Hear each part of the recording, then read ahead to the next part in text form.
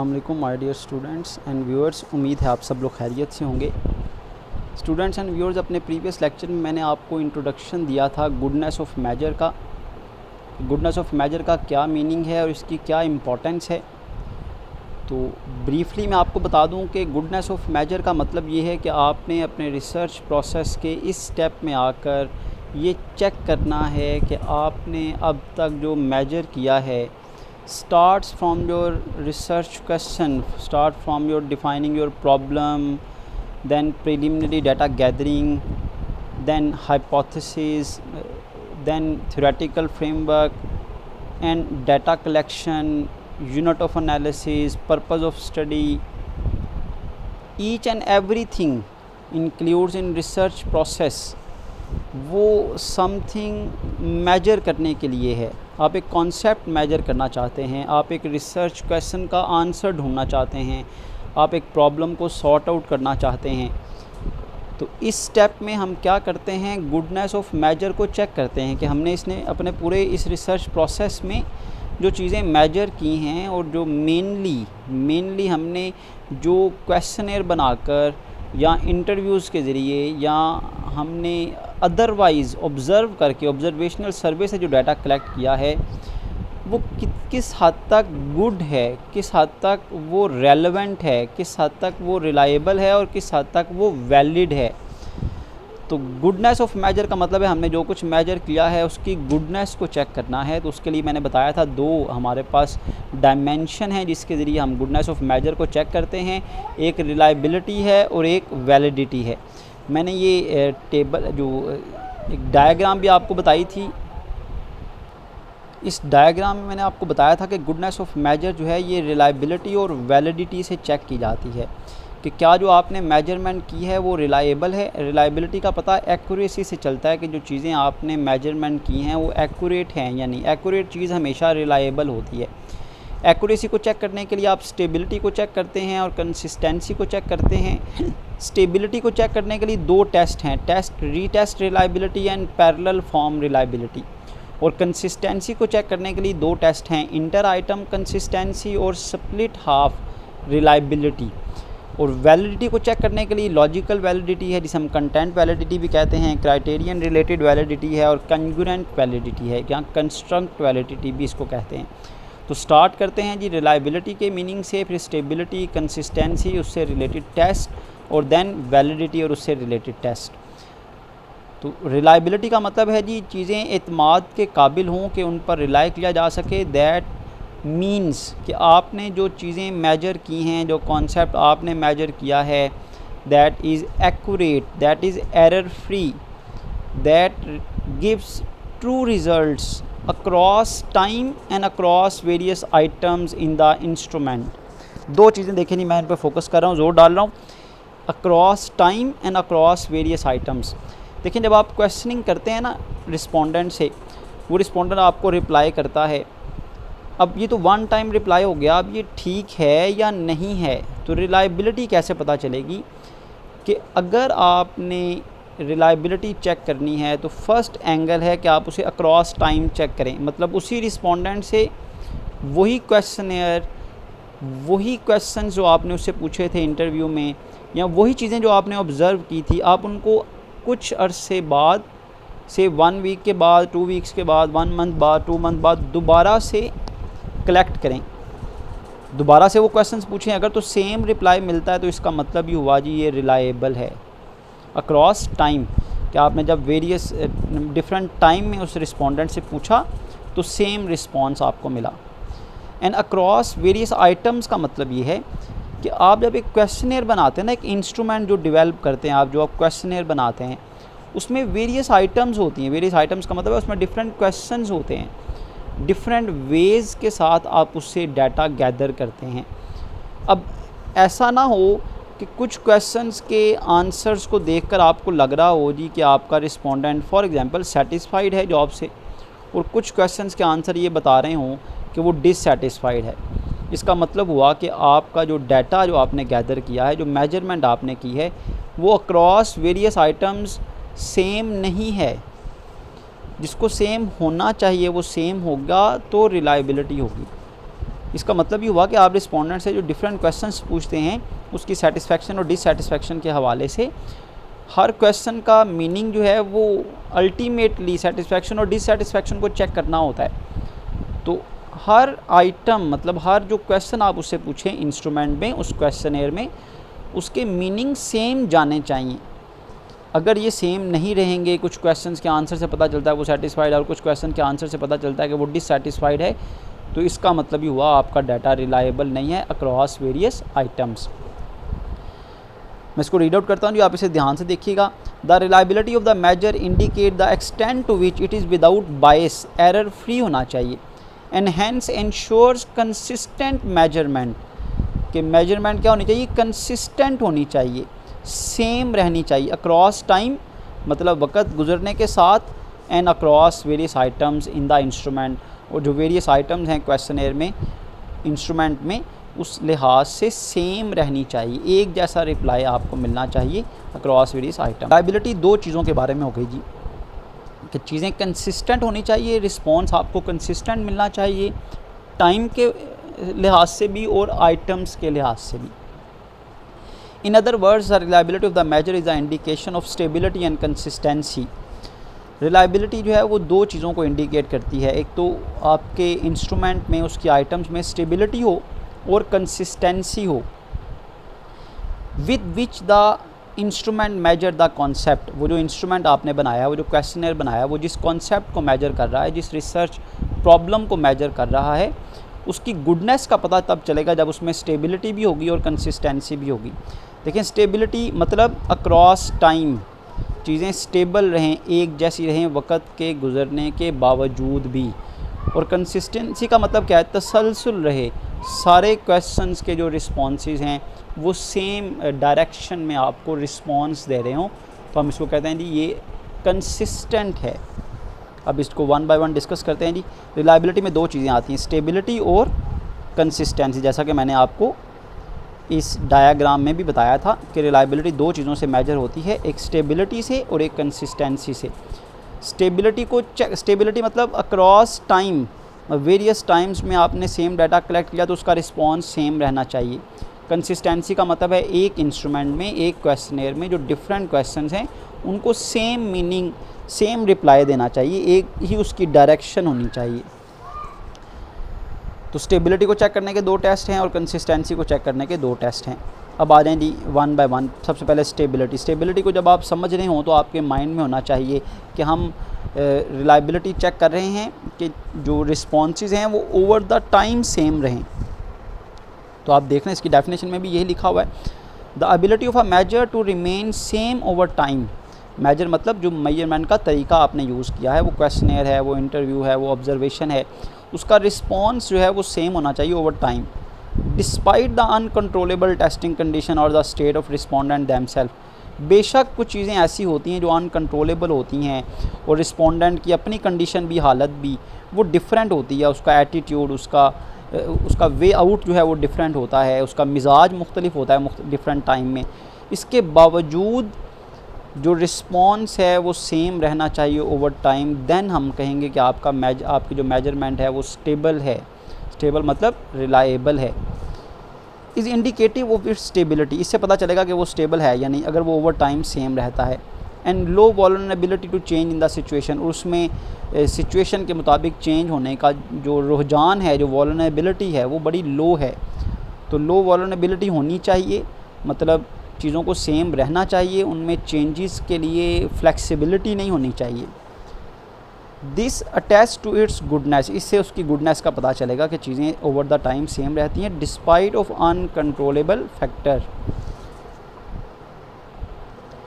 Because the concept is stably measured no matter when it is done, two tests of stability are test, retest and parallel form। Stability को check करने के लिए दो test हम करते हैं जिससे हमें पता चलता है कि हमारे जो मेजरमेंट है वो स्टेबल है या नहीं है। एक है टेस्ट, रीटेस्ट। देखें दो टेस्ट हैं इसको स्टेबिलिटी को चेक करने के लिए। टेस्ट, रीटेस्ट नाम से जाहिर है कि आप स्टेबिलिटी को मेजर करने के लिए टेस्ट, रीटेस्ट लें, मतलब एक बार आप रिस्पोंडेंट के पास जाएं से आज उसके पास एक क्वेश्चनर लेकर जाएं, उसके पास वो इंस्ट्रूमेंट लेकर जाएं, उससे वो फिल करवाएं, उसका रिस्पांस लें, उसका इंटरव्यू कंडक्ट करें या कुछ चीज़ों को आप ऑब्ज़र्व करें आज। फिर क्या करें, आफ्टर 15 डेज़ या आफ्टर 1 मंथ उसी रिस्पोंडेंट के पास जाएं, उसी क्वेश्चनर को लेकर जाएं, जिसे हम कहते हैं टेस्ट रीटेस्ट, या उन्हीं चीज़ों को ऑब्ज़र्व करें या उसी शख्स का इंटरव्यू करें, उसी मौजू पर इंटरव्यू करें, वही क्वेश्चंस पूछें जो आपने 1 महीना पहले या 2 महीने पहले उससे पूछे थे, जिसे हम कहते हैं टेस्ट रीटेस्ट।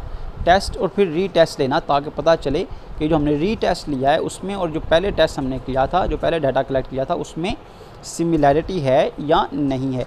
सेम होगा तो हम कहेंगे ये स्टेबल है, रिलायबल है, अदरवाइज़ ये गुडनेस नहीं है। The reliability coefficient obtain with the repetition of same major on a second occasion, कि आप सेम चीज़ें मेजर करें सेकंड ओकेजन का मतलब है कुछ अरसे बाद। Is called test retest reliability. That is when a questionnaire is administered, जब आप क्वेश्चनर बनाकर उसको एडमिनिस्टर्ड करते हैं, फिल करवाते हैं, to a set of respondent, किसी रिस्पोंडेंट से, नाउ अभी, and again to the same respondent, और उसी सेम रिस्पोंडेंट के पास से several weeks of 6 month later, चंद हफ्तों के बाद या 6 महीने के बाद, then the correlation between the score, तो रिलेशन होना चाहिए, सिमिलैरिटी होनी चाहिए उसके स्कोर्स में, जो उसने पहले फिल किया था और जो उसने बाद में फिल किया है। At the 2 different time from one and the same set of respondent is called test retest coefficient. The higher it is the better is the test retest reliability. जितना को रिलेशन ज़्यादा होगा उतना टेस्ट रीटेस्ट रिलायबिलिटी ज़्यादा होगी। और consequently क्या होगा, the stability of the measure across time, और इसको हम कहेंगे ये स्टेबिलिटी जो है चेक हो गई है, स्टेबल है आपका डाटा। एक दूसरा टेस्ट भी है, that is parallel form reliability. Parallel form reliability का मतलब ये है कि आप रिस्पोंडेंट के पास पहले जाएं, पैरेलल का मतलब है उससे मिलता जुलता एक और क्वेश्चनर, आप रिस्पोंडेंट के पास जाएं, उसके पास 2 क्वेश्चनर लेकर जाएं, पहले एक फिल करवाएं, जब वो इसे फिल करके आपको वापस कर दे, फिर आप उसी वक्त उसे दूसरा क्वेश्चनर फिल करवाएं। दोनों क्वेश्चनर सेम हों, सेम चीज़ें मेजर कर रहे हों। सिर्फ हो क्या कि ये जो 10 क्वेश्चन पहले क्वेश्चनर में थे या इंटरव्यू में जो पहले 10 क्वेश्चन आपने पूछे थे, दूसरे क्वेश्चनर में या इंटरव्यू जब आप दूसरी टाइम में उसका ले रहे हैं, उसमें उन क्वेश्चंस की तरतीब चेंज कर दें, वर्डिंग चेंज कर दें, एवरीथिंग इज़ सेम, बस फॉर्मेट चेंज कर देना है आपने, वर्डिंग चेंज करके वही चीज़ें मेजर करनी है। तो पैरेलल फॉर्म, तो अगर जो पहले आपने क्वेश्चन पूछा था और जो दोबारा आपने क्वेश्चनर उसमें थोड़ी चेंज करके, उसकी वर्डिंग चेंज करके उसके बारे में पूछा, अगर तो सेम रिस्पॉन्स आया तो हम समझेंगे भाई चीज़ें क्या हैं, स्टेबल हैं, क्योंकि हम स्टेबिलिटी को मेजर कर रहे हैं। आप देख सकते हैं हम स्टेबिलिटी को मेजर कर रहे हैं, उसके लिए पैरेलल फॉर्म रिलायबिलिटी का टेस्ट हम अप्लाई कर रहे हैं, तो हम समझेंगे भाई चीज़ें क्या हैं, स्टेबल हैं। और जितना डिफरेंस आएगा इसका मतलब है आपकी गुडनेस ऑफ मेजर जो है वो नहीं है, गुडनेस कम है। तो पैरेलल फॉर्म रिलायबिलिटी को चेक करने का मतलब ये है, when responses on 2 comparable set of measures, जो आपने 2 सेट बनाए हैं ना, कंपेरेबल सेट, 2 क्वेश्चनर बनाए हैं, tapping the same construct, same चीज़ें मेजर कर रहे हों, सेम कंस्ट्रक्ट का मतलब है सेम थिंग्स मेजर कर रहे हों वो, और हाईली कोरिलेटेड, उनमें आपस में अगर बहुत ज़्यादा कोरिलेशन है, सिमिलैरिटी है, तो we have parallel form reliability, तो इसको हम पैरेलल फॉर्म रिलायबिलिटी कहते हैं। बोथ फॉर्म्स मतलब दोनों जो क्वेश्चनर हैं हैव सिमिलर आइटम, उसमें एक जैसे क्वेश्चंस हैं, and the same response format, और सवाल पूछने का अंदाज़ भी सेम है, मतलब जो आपने स्केल यूज़ किया है, जो ऑप्शंस दी हैं वो भी सेम है। अगर उसमें MCQ बेस्ड है, उसमें 4-4 ऑप्शन है, तो दूसरे में भी 4-4 ऑप्शन है, सेम फॉर्मेट है। चेंजेस क्या हैं, the only changes being the wordings and the order और सीक्वेंस ऑफ क्वेश्चंस। सिर्फ आपने दूसरे वाले में क्या किया, क्वेश्चंस का ऑर्डर, उसकी वर्डिंग चेंज कर दी। What we try to establish here is the error variability resulting from wording and ordering of the questions। हम ये चेक करना चाहते हैं कि कहीं तरतीब चेंज करने से, ऑर्डर चेंज करने से, वर्डिंग चेंज करने से एरर तो नहीं हो रहा। If two such comparable form are highly correlated the measures are reasonably reliable, तो हम कहेंगे जी ये मेजर्स क्या हैं, रिलायबल हैं। तो हमने अब एक एंगल जो है स्टेबिलिटी जो है उसे डिस्कस कर लिया। इसी तरह रिलायबिलिटी का दूसरा एंगल है जी डायमेंशन है कंसिस्टेंसी। कि चीज़ें अक्रॉस वेरियस आइटम भी सेम रहती हैं या नहीं। जैसा मैंने बताया था कि आप एक क्वेश्चनेयर में आपके डिफरेंट क्वेश्चंस पूछते हैं आप, हर क्वेश्चन का जो अल्टीमेट ऑब्जेक्टिव होता है वो किसी एक डायरेक्शन के बारे में पता चलाना होता है। अब कुछ क्वेश्चन आपको एक डायरेक्शन के बारे में बता रहे हों और कुछ क्वेश्चन दूसरी डायरेक्शन के बारे में बता रहे हों, तो इसका मतलब है कंसिस्टेंट रिस्पांस नहीं मिल रहा आपको आपके रिस्पोंडेंट से कंसिस्टेंट रिस्पॉन्स नहीं मिल रहा ओवर द वेरियस आइटम्स। तो कंसिस्टेंसी भी चेक की जा सकती है। पहले हम कंसिस्टेंसी की जनरल डेफिनेशन पढ़ते हैं। The internal consistency of the measure is the indicator of homogeneity of the items in the measure, कि वो जो मेजर है, वो जो क्वेश्चनर है, उसमें जो होमोजेनिटी है, जो एक जैसी आइटम है उनका सिमिलर होना है, जो सेम कंस्ट्रक्ट को मेजर करती हैं। दैट टैप का मतलब मैंने पहले भी बताया था, टैप का मतलब जैसे कोई MCQs क्वेश्चन को आप किसी एक ऑप्शन को क्लिक करते हैं, that is called tapping. That tap the construct, in other word the items should hang together as a set, कि वो जो आइटम्स आपने एक जैसी इकट्ठी रखी हैं, and be capable of independently, और हर क्वेश्चन एक इंडिपेंडेंटली कंस्ट्रक्ट को मेजर कर रहा होता है। तो हर क्वेश्चन के जो है वो मीनिंग अल्टीमेटली डायरेक्शन एक ही चीज़ को मेजर करना होती है। तो हर क्वेश्चन ये इस काबिल होता है कि वो इंडिपेंडेंटली किसी कॉन्सेप्ट को मेजर कर लेता है। कॉन्सेप्ट मतलब फॉर एग्जांपल हमने सेटिस्फैक्शन और डिससेटिस्फैक्शन लेवल को मेजर करना है, या हमें बिहेवियर्स के बारे में, कोऑर्डिनेशन के बारे में पता चलाना है कि सुपरवाइज़र कोऑर्डिनेटिंग है या नहीं, कोऑपरेटिव है या नहीं है। तो ये हमारा कॉन्सेप्ट है कि उसको कोऑपरेटिव है या नहीं है। या हम सेटिस्फैक्शन और डिससेटिस्फैक्शन लेवल को मेजर करना चाहते हैं, तो सेटिस्फैक्शन लेवल और डिससेटिस्फैक्शन लेवल हमारा कॉन्सेप्ट है। हमारा हर क्वेश्चन इस काबिल होना चाहिए, हमारी हर आइटम जो हम क्वेश्चनर में लिखें वो इस काबिल होनी चाहिए कि वो इंडिपेंडेंटली हमारे इस इशू के बारे में हमें जो है वो डायरेक्शन प्रोवाइड कर सकें। So that respondent attach the same overall meaning of the each of the item. Respondent जो है अगर वो ट्रू सेंस में आपको रिस्पॉन्स दे रहा है, तो उसका जो रिस्पॉन्स है वो over the various item same रहना चाहिए। मतलब अगर वो बताना चाह रहा है जी कि मेरा जो बॉस है वो कोऑपरेटिव है, तो हर क्वेश्चन में वो कोऑपरेटिव की तरफ ही इंडिकेशन होनी चाहिए। या अगर वो बताना चाह रहा है जी मैं जॉब से सेटिस्फाइड हूँ, तो उसके हर क्वेश्चन के मीनिंग सेटिस्फेक्शन की तरफ ही जाने चाहिए।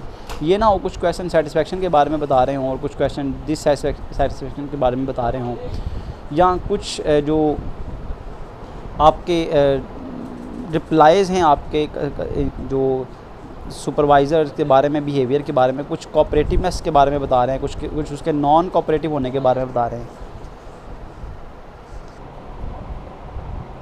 This can be seen by examining the items and the subset of the items in measuring the instruments are correlated highly. Consistency can be examined through the inter-item consistency reliability and split half reliability test. देखें जी, consistency को check करने का मैंने आपको तरीका बताया था। Consistency को चेक करने के दो टेस्ट हैं, जैसा कि स्टेबिलिटी को चेक करने के दो टेस्ट थे, एक इंटर आइटम कंसिस्टेंसी रिलायबिलिटी और एक स्प्लिट हाफ रिलायबिलिटी। सबसे पहले हम डिस्कस करते हैं जी इंटर आइटम कंसिस्टेंसी रिलायबिलिटी। नाम से देखें जाहिर है inter item consistency. Inter item का मतलब है एक क्वेश्चनर के अंदर डिफरेंट आइटम्स होती हैं, डिफरेंट क्वेश्चंस होते हैं। अब हर क्वेश्चन का मीनिंग जो है वो सेम आना चाहिए, सेम रिस्पॉन्स आना चाहिए। इससे हमें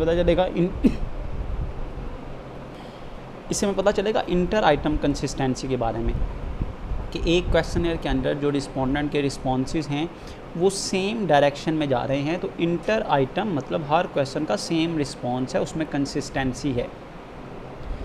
स्प्लिट हाफ का मतलब ये है कि हम एक क्वेश्चनर में दो हाफ बना देते हैं, दो सेक्शन बना देते हैं। बाय इन्फॉर्मिंग, हम उसके लिए कोई हेडिंग भी दे सकते हैं और हेडिंग नहीं भी दे सकते। अब वो जो दो हाफ्स हो ना, दो हिस्से आप क्वेश्चनर के करें, फॉर एग्जांपल 20 क्वेश्चन है ना आपके क्वेश्चनर में, तो 10 क्वेश्चंस का एक पेज हो, 10 क्वेश्चन नेक्स्ट पेज पर हों। अब वो जो 10 क्वेश्चंस के दो आपने हाफ्स बनाए हैं, दो आपने हिस्से किए हैं, that measuring the same concept. अगर दोनों हाफ में रिस्पोंडेंट का रिस्पॉन्स सेम आता है तो this is called split half reliability. तो इंटर आइटम का मतलब हो गया जी एक ही क्वेश्चनर के अंदर आपने जो डिफरेंट आइटम्स रखी हैं उनके दरमियान सेम रिस्पॉन्स होना चाहिए। और स्प्लिट हाफ का मतलब है एक क्वेश्चन के अंदर जो आपने डिफरेंट जो दो हाफ आपने बनाया उनका रिस्पॉन्स सेम होना चाहिए। तो इंटर आइटम कंसिस्टेंसी हो गया जी कि एक ही क्वेश्चनर के अंदर जो डिफरेंट आइटम हैं वो सेम रिस्पॉन्स दे रही हों, सेम कॉन्सेप्ट को मेजर कर रही हों। और स्प्लिट हाफ का मतलब है एक क्वेश्चनर के जो दो हाफ आप बना देते हैं, ये दोनों हाफ्स का जो रिस्पॉन्स है उसमें को रिलेशन होना चाहिए। तो डिस्कस करते हैं जी। Inter item consistency mean this is a test of consistency of the respondents answers to all the items in the measures. All the items मतलब जो तमाम क्वेश्चंस हैं एक मेजर में, एक क्वेश्चनर में, to the degree that items are independent measures the same concept, कि वो इंडिपेंडेंटली हर क्वेश्चन जो है वो सेम कॉन्सेप्ट को मेजर कर रहा हो। They will be correlated with one another. तो the most popular test inter item consistency को मेजर करने का जो सबसे इम्पॉर्टेंट स्टैटिस्टिकल टूल है वो क्रोनबेक कोफिशिएंट अल्फा है, which is used for multi-point scaled items, and the Kruger-Richardson formula used for dichotomous items. The higher the coefficient, the better is the measuring instrument. Next है जी split half reliability. Consistency को measure करने का दूसरा test है जी split half. जैसा कि मैंने बताया कि दो हाफ्स में डिवाइड कर देते हैं आप इंस्ट्रूमेंट को, क्वेश्चनर को। Split half reliability reflects the correlation between two halves of an instrument. The estimates would vary depending on how the items in the measure are split into two halves, कि आप items को जो है वो to halves में divide कर देते हैं। Split half reliability could be higher than Cronbach alpha only in the circumstances of there being more than one underlying response dimension tapped by the measure and when the certain other conditions are met as well. Split half reliability जो इसका answer है वो Cronbach alpha से ज़्यादा बेहतर आता है जब आपके पास डिफरेंट क्वेश्चंस हों और वो डिफरेंट क्वेश्चंस जो हैं आप उनको दो हाफ्स में डिवाइड कर सकें और हर हाफ सेम कॉन्सेप्ट को मेजर कर रहा हो, तो ये ज़्यादा बेहतर रिस्पॉन्स आपको देता है कंसिस्टेंसी को मेजर करने के लिए। Hence, in almost all cases, Cronbach alpha can be considered perfectly adequate index of the inter-item consistency reliability. यहाँ पर हमारा ये जो टॉपिक था उसका एक पार्ट कंप्लीट हो गया रिलायबिलिटी को मेजर करने के हवाले से। नेक्स्ट है जी वैलिडिटी। वैलिडिटी का मतलब है चीज़ें ठीक हैं भी या नहीं हैं, आर वो मेजरिंग द राइट थिंग, कि हम जो चीज़ें मेजर कर रहे हैं वो राइट भी हैं या नहीं। हम जो कॉन्सेप्ट मेजर करना चाह रहे हैं, हमने जो क्वेश्चनर बनाया उसमें जो क्वेश्चंस पूछे वो भी ठीक हैं या नहीं। हमने जो क्राइटेरिया अडॉप्ट किया, हमने जिसको डिपेंडेंट कहा, जिसको इंडिपेंडेंट वेरिएबल कहा, जो रिसर्च क्वेश्चन हमने बनाया, जो प्रॉब्लम डेफिनेशन हमने बनाई, ये सब चीज़ें वैलिड भी हैं या नहीं, ठीक भी हैं या नहीं। क्या इन सब के ये सब वैलिड हैं, मतलब इनके करने से हमारी जो प्रॉब्लम है वो सॉर्ट आउट हो जाएगी, हम जो चीज़ें मेजर करना चाहते थे वो मेजर हो जाएंगी। That is called the test of validity. अब तक हमने जो वर्क किया है कंटेंट के लिहाज से, क्राइटेरियन के लिहाज से, कंस्ट्रक्ट के लिहाज से, क्या वो चीज़ें वैलिड हैं या नहीं हैं, राइट हैं या रॉन्ग थी। तो आपकी अब तक की जो परफॉर्मेंस है, अब तक आपने जो रिसर्च प्रोसेस में किया है, उसको टेस्ट करने का नाम है जी वैलिडिटी। तो जो वैलिडिटी है एक्चुअली इसका ताल्लुक जो है ये आपके पूरे रिसर्च प्रोसेस से है। Start from broad problem area, then preliminary data gathering, problem definition, theoretical framework, hypothesis, फिर रिसर्च डिज़ाइन में जितने स्टेप्स हैं, और फिर जो आपने इससे पहले स्केलिंग का टॉपिक पढ़ा, क्वेश्चनर्स, इंटरव्यूज़, इन सब चीज़ों को चेक करना कि भाई ये चीज़ें ठीक भी थी, इनके करने से हमारी जो प्रॉब्लम है वो सॉल्व होगी या नहीं होगी, या जिसको हम प्रॉब्लम समझ रहे थे वो प्रॉब्लम है भी या वो सिर्फ सिम्टम है। That is called validity. एक बड़ा कम्प्रीहेंसिव टेस्ट है ये चेक करना कि जो चीज़ें हमने चेक की हैं, वो जो चीज़ें हमने कलेक्ट की हैं, जो डाटा कलेक्ट किया है, जो हमने अब तक वर्कआउट किया है, वो वैलिड भी था या नहीं, राइट भी था या नहीं। Several types of validity tests are used to test the goodness of measure. Writers use different terms to denote them. For the sake of clarity, we may group validity tests under the three broader heading.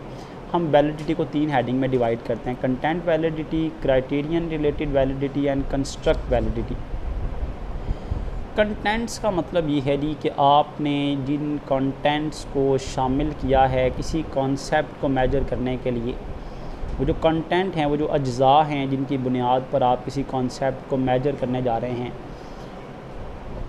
वो जो variable हैं, वो जो domain आपने set की है कि जिसकी बुनियाद पर आप किसी कॉन्सेप्ट को, किसी प्रॉब्लम को सॉल्व करेंगे, से आपने सेटिस्फेक्शन लेवल को मेजर करने के लिए डिफरेंट क्वेश्चन पूछे। कभी आप सैलरी के बारे में पूछ रहे हैं, कभी आप एम्प्लॉय से पूछ रहे हैं भाई कि उसका सुपरवाइज़र से रिलेशन कैसा है, कभी आप एम्प्लॉय से पूछ रहे हैं भाई वो क्या उसका जो टास्क है वो इंटरेस्टिंग है या नहीं है। क्या आप कस्टमर से क्या आप एम्प्लॉय से कभी पूछ रहे हैं भाई कि क्या वो जिस टाइप ऑफ वर्क को परफॉर्म करना चाहता था कि उसे उसकी स्किल के मुताबिक टाइप ऑफ वर्क दिया गया या नहीं दिया गया, कि ऑर्गेनाइजेशन उनकी वेल बीइंग के लिए काम कर रही है या नहीं कर रही, उसे कन्वेंस दी गई है या नहीं दी गई। मतलब आप किसी कॉन्सेप्ट को मेजर करने के लिए कंटेंट, उसके अज्जा पर मुश्तमिल क्वेश्चनर बनाते हैं या कोई डोमेन सेट करते हैं। क्या आपकी डोमेन सही चीज़ मेजर कर रही है, क्या वो वाकई सेटिस्फेक्शन लेवल को मेजर करेगी या नहीं करेगी। डॉक्टर के पास आप जाते हैं, वो आपसे जो क्वेश्चंस पूछता है, क्या वो क्वेश्चंस उसी बीमारी को डायग्नोज करेंगे जो बीमारी एक्चुअली आपको है।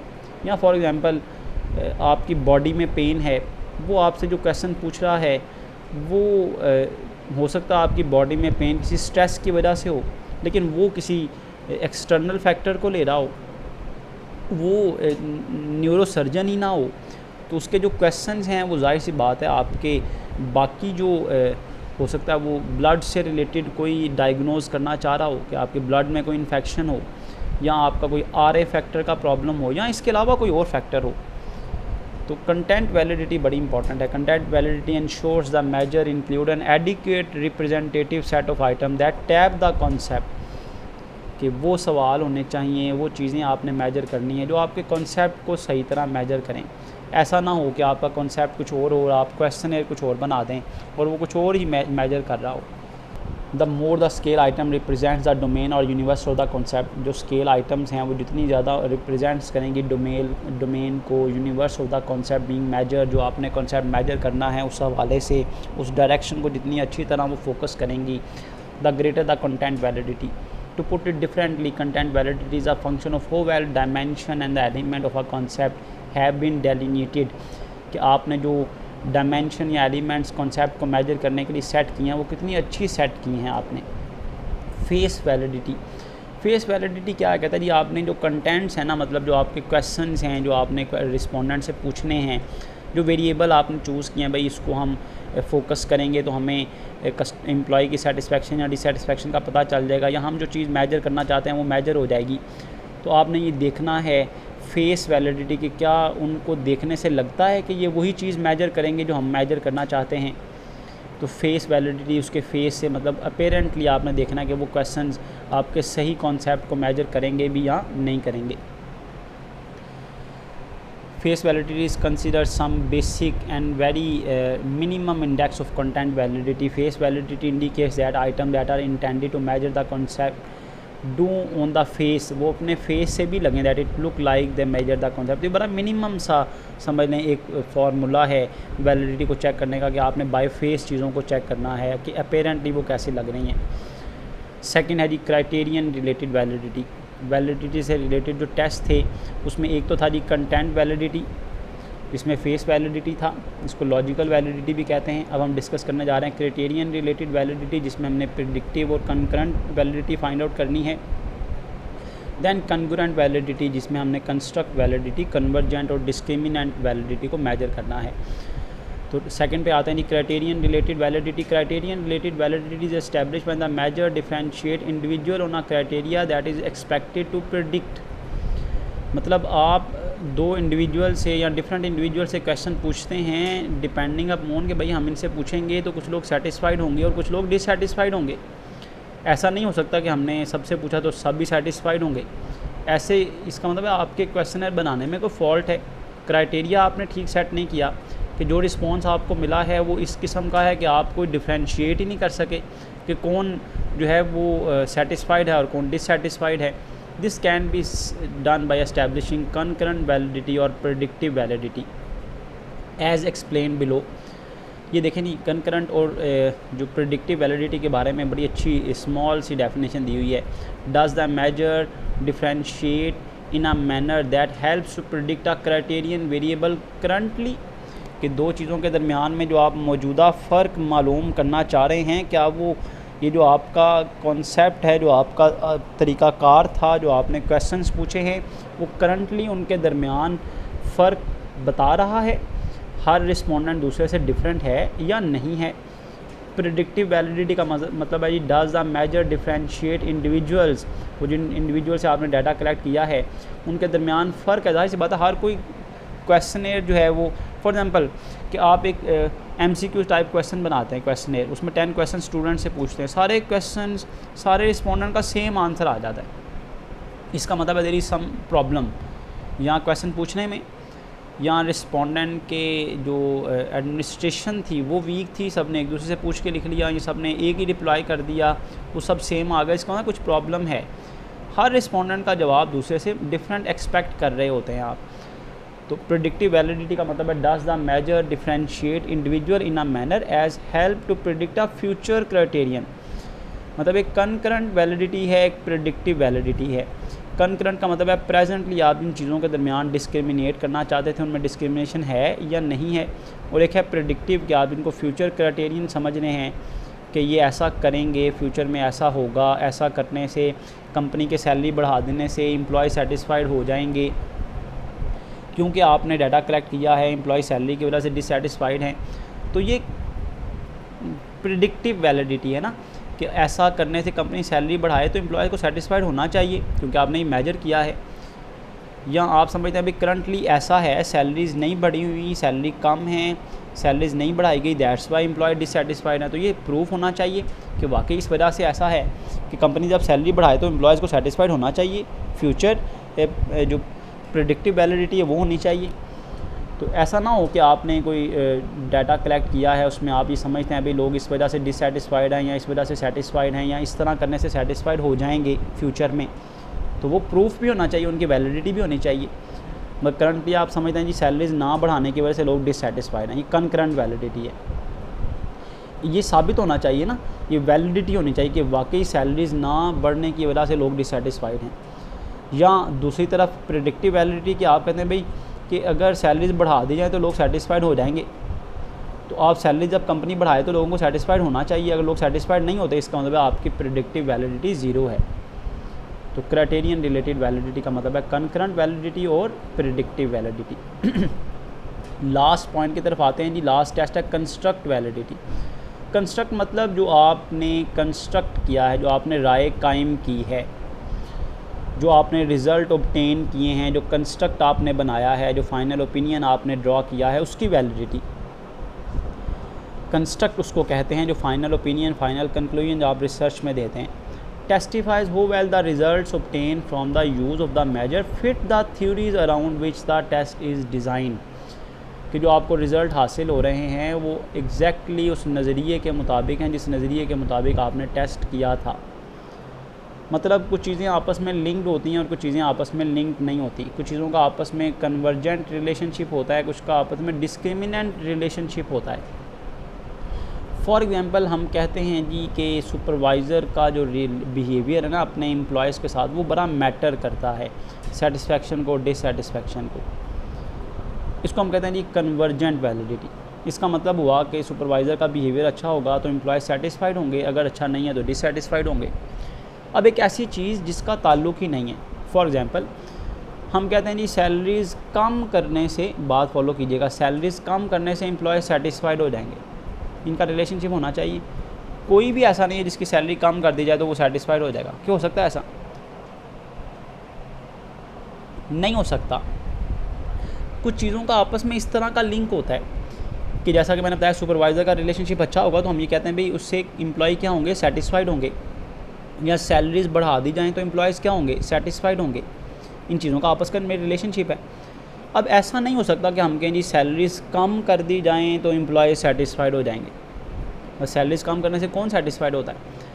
तो कुछ चीज़ें आपस में इस तरह से लिंक्ड होती हैं। सैलरीज़ कम करने से, देखें चीज़ों का फ़र्क है ना, सैलरीज़ कम करने से एम्प्लॉय का सेटिस्फेक्शन लेवल क्या हो जाएगा, कम हो जाएगा। या एम्प्लॉय का कोऑपरेटिव, जो सुपरवाइज़र के कोऑपरेटिव होने से क्या होगा, एम्प्लॉय का सेटिस्फेक्शन लेवल बढ़ जाएगा। तो कुछ चीज़ें आपस में कन्वर्जेंट होती हैं, कुछ चीज़ें आपस में डिस्क्रिमिनेंट होती हैं, इनका आपस में लिंक है। जैसा कि आप किसी प्लांट को पानी लगाते हैं वो फ्लरिश करेगा, ये रिलेशनशिप है। एक्स्ट्रा पानी लग जाएगा तो वो उसकी ग्रोथ रुक जाएगी, उसको नुकसान होगा। अब हम कहें कि हम उस पर एक्स्ट्रा धूप लगा दें, एक्स्ट्रा पानी दे दें, फिर भी वो फ्लरिश करता रहे, तो ऐसा मुमकिन नहीं है। कन्वर्जेंट, कुछ चीज़ों में कन्वर्जेंट रिलेशनशिप है कि आप प्लांट को पानी देंगे तो वो ग्रो करेगा। डिस्क्रिमिनेंट का मतलब क्या है, उसे बहुत ज़्यादा पानी लगा देंगे या बहुत ज़्यादा खाद लगा देंगे तो वो ग्रो नहीं करेगा, बल्कि उसकी ग्रोथ नेगेटिव में चले जाएगी। ये डिस्क्रिमिनेंट वैलिडिटी है। इसी तरह जैसे मैंने बताया, सैलरीज बढ़ा देने से एम्प्लॉय का सेटिस्फेक्शन लेवल बढ़ जाएगा, सैलरीज कम करने से सेटिस्फेक्शन लेवल कम हो जाएगा, ये डिस्क्रिमिनेंट वैलिडिटी है। अब हम कहें जी सैलरीज कम करने से सेटिस्फेक्शन लेवल बढ़ रहा है, तो इसका मतलब है आपकी जो वैलिडिटी टेस्ट है ना, जो कंस्ट्रक्ट वैलिडिटी है, वो नहीं लाई कर रही, गुडनेस ऑफ मेजर नहीं है। Construct validity testify how well the results obtain from the use of measure that fit the theory. Theory है ना भाई कि सैलरीज बढ़ाने से सेटिस्फेक्शन बढ़ेगी, कोऑपरेटिव होने से एम्प्लॉय जो है वो रिलैक्स फील करेंगे, सेटिस्फाइड फील करेंगे। This assess through convergent and discriminant validity which are explained below. Convergent validity is established when the scores obtained with the two different instruments measuring the same concept or highly correlated. और discriminant का मतलब है is established when the based on theory two variables are predicted to be uncorrelated। दो चीज़ों में relationship ही नहीं है या अनकोरिलेटेड है।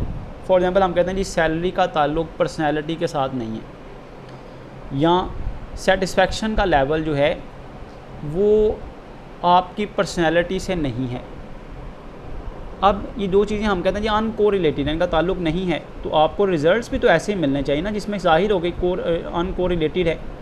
अगर रिजल्ट्स आप समझते हैं भाई उसकी हाइट छोटी है, दैट्स वाई वो डिससेटिस्फाइड है। अब इन चीज़ों का लिंक तो है ही नहीं, लेकिन रिज़ल्ट शो कर दें कि नहीं भाई वाकई उसकी हाइट कम है, दैट्स वाई वो डिससेटिस्फाइड है, तो ये क्या है, चीज़ें अनकोरिलेटेड हैं लेकिन रिजल्ट शो कर दें भाई वो कोरिलेटेड है, तो इसका मतलब है आपकी वैलिडिटी वीक है।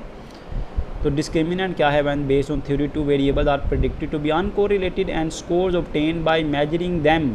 और जो स्कोर ऑब्टेन हो रहे हैं indeed empirically found to be so, जो रिजल्ट्स ऑब्टेन हो रहे हैं वो भी अनकोरिलेटेड ही शो कर रहे हैं। तो जो चीज़ें रिलेटेड हैं उनको रिलेटेड ही शो होना, और जो चीज़ें अनकोरिलेटेड हैं थ्योरी के मुताबिक हैं उनको उसके मुताबिक ही शो होना, that is called convergent and discriminant validity. इसकी ब्रीफ डिस्क्रिप्शन भी है। कंस्ट्रक्ट वैलिडिटी क्या है जी, does the instrument tap the concept as theorise. क्या इंस्ट्रूमेंट आपका वही कॉन्सेप्ट मेजर कर रहा है जो नज़रिया था, या नज़रिया के ख़िलाफ़ चल रहे हैं, ऐसा मुमकिन नहीं है। जैसे हम कहें जी अब लोग जो हैं सोशल डिस्टेंसिंग छोड़ दें, लोग घुल मिल जाएँ आपस में, एक दूसरे को विज़िट करें, एक दूसरे शहरों में जाएँ, एक दूसरे के मुल्कों में जाएँ, कोई फ़र्क नहीं पड़ेगा कोविड-19 को, कोरोना वायरस को तो ये क्या है, ये ऑपोजिट है, ऐसा नहीं हो सकता। अगर आपके रिज़ल्ट्स ये बता रहे हैं तो इसका मतलब आपके रिज़ल्ट्स वैलिड नहीं हैं। डज द मेजर हो low correlation with the variable that is suppose to be unrelated to the variable. उम्मीद है ये टॉपिक आपको समझ आया होगा, आप इसको अच्छी तरह से याद करें। इसकी वर्डिंग बड़ी इंपॉर्टेंट है, इसको पेपर में लिखने के पॉइंट ऑफ व्यू से पेपर में आप पास पेपर्स में देखें, रिलायबिलिटी और वैलिडिटी में से एक क्वेश्चन ज़रूर पूछा जाता है। As far as the paper is concern it is very important topic, do it with maximum effort, considering its concept, consider its wording and it is overall very important in a sense कि आप जब research कर रहे हों वो true result नहीं देगी तो आपकी रिसर्च का कोई बेनिफिट नहीं होगा।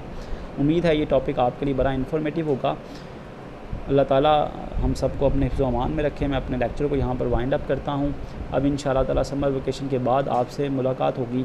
अल्लाह ताला इस अज़ाब से हमें हमारी जान छुड़ा दे तो हम फ़ेस टू फेस जो है वो क्लास एज़ यूजुअल जो है वो कंटिन्यू करें। अपनी दुआओं में याद रखिएगा। जज़ाकुमुल्लाह खैर।